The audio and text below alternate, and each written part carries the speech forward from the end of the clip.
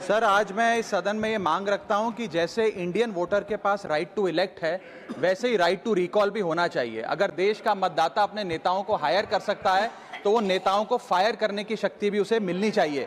Sir, right to recall is a mechanism that empowers the voters to de elect a नेता representative before the tenure ends if he fails to discharge his or her duty. Sir, हम MP MLA चुनते हैं, उसके बाद अगर वो काम ना करे, अपने वादे भूल जाए, जनता से दूर हो जाए, तो 5 साल तक इंतजार करने के अलावा जनता के पास कोई ताकत नहीं है।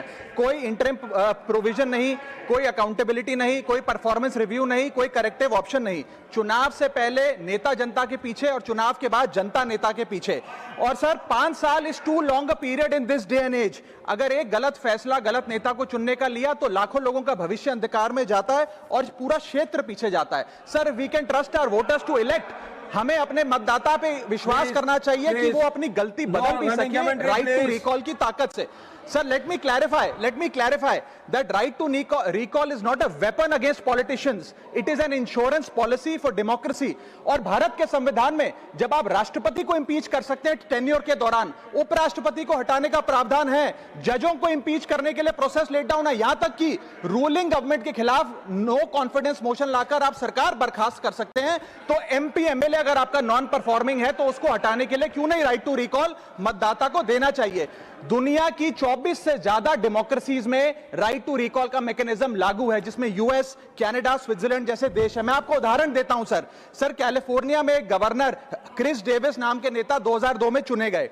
उनके कार्यकाल में मैसिव पावर कट हुए, एनर्जी क्राइसिस हुआ, बजट की मिसमैनेजमेंट और गन शूटिंग की वारदातें हुई। उसके चलते 1.3 मिलियन कंस्टिट्यूएंट्स ने एक पिटीशन साइन करके दी कि इन्हें रिकॉल किया जाए।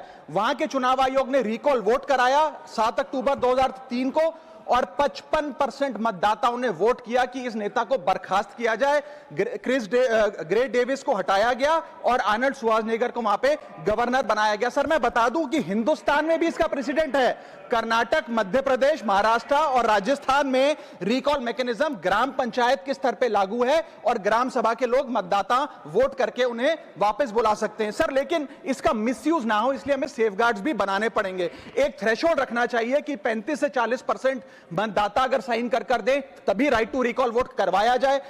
नेता को 18 महीने के लिए परफॉर्मेंस पीरियड देना चाहिए, कूलिंग ऑफ पीरियड, जिसमें उसे ना हटाया जाए। स्पेसिफिक ग्राउंड्स फॉर रिमूवल होने चाहिए ताकि फ्रिवलेस ग्राउंड्स ना हो और रिकॉल कम से कम 50% वोटों के बाद हो। ऐसा होगा तो पार्टियां भी ऐसे लोगों को टिकटें देंगी जो परफॉर्मर्स हो, ना कि नॉन परफॉर्मिंग एसेट, और भारत की डेमोक्रेसी मैच्योर होगी, सिटीजन एम्पावरमेंट बढ़ेगा and recall will give the voter the power to fix that right now, sir.